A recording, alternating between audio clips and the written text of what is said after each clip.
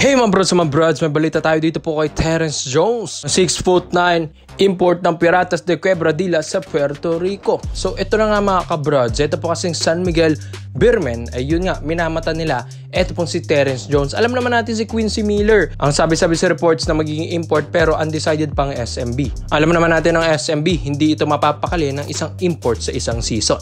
So ito na nga, Terrence Jones mga brods. Alam na rin ito ng mga SMB fans kung talagang nanood kayo ng 2019 Commissioner's Cup Championship TNT versus San Miguel Beermen. Ito nga yung nakalaban ng Beermen. Ito pong sina Terrence Jones. Pero yun nga, nanalong SMB dahil ang import nila, ito pong si Chris McCullough. Hindi pa nga available kasi ngayon si Chris McCullough mga kabrods dahil nasa Taiwan pa ito. So ito na nga si Terrence Jones ang available mga brods dahil ayon din sa reports and websites na research natin at nakita rin naman natin mga brods na taong 2023 pa yung huling kupunan na ito po ni Terrence Jones sa Piratas de Quebradilla. So ngayong taon 2024 mga brods wala pa. So wala pa mga kabrods. Siguro nga may mga ilang pickup games na nilalaruan nito pong si Terrence Jones sa US. Pero ito na nga mga brods, pwedeng kunin ito ng Beermen. Alam mo naman natin, focus pa ngayon nito po ni na Boss Al Francis Chua, ito pong Gilas, Pilipinas. At yun nga, nanalo tayo sa New Zealand.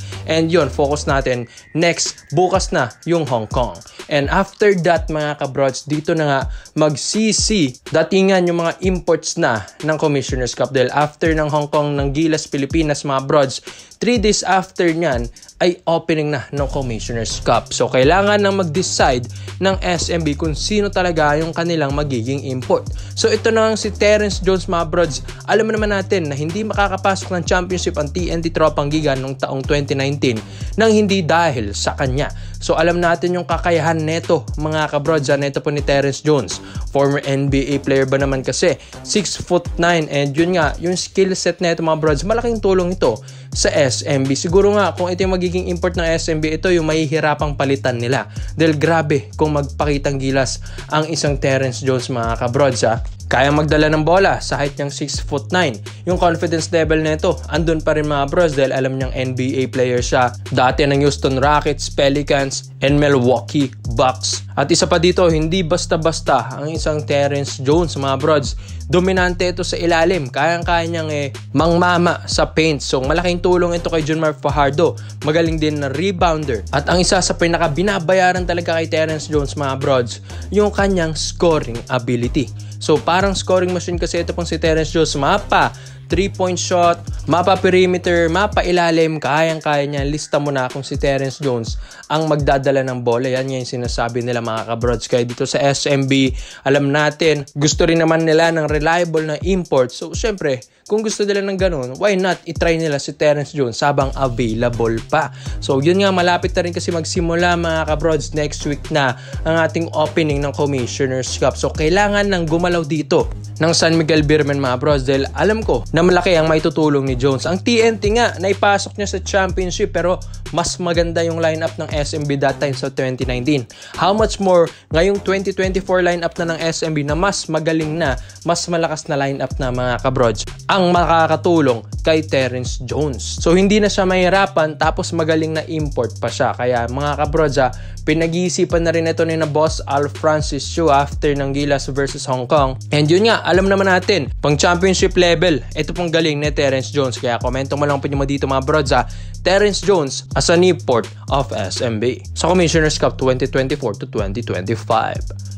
So dito naman po tayo sa kabilang balita naman natin mga brods. Alam ko medyo natulog na nga yung balita kay Troy Rosario dahil napakatagal ba naman i-announce nila kung kailan magpipirma na ba si Troy Rosario sa Barangay Nebra San Miguel. Pero mga kabrods, ayon din sa mga reports natin na matagal nang nakapirma pala ito pong si Troy Rosario, hindi lang nila binabalita pa. Bakit mga kabrods? Dahil yun nga, masasapawan yung attention ng mga fans kay Troy Rosario at sa Gilas, Pilipinas. So syempre, focus natin yung national team natin na yun nga, natalong New Zealand, tapos Hong Kong naman bukas na mga kabrods. So after nyan mga kabrods ng Hong Kong, dito na nga ilalabas na mga kabrods brods, ayon din sa reports natin, doon na ilalabas yung balita kay Troy Rosario. Dahil alam naman natin na talagang Barangay Hinebra San Miguel na ito. At meron pa tayong mga reports na nagsasabing ito pong si Jet Troy.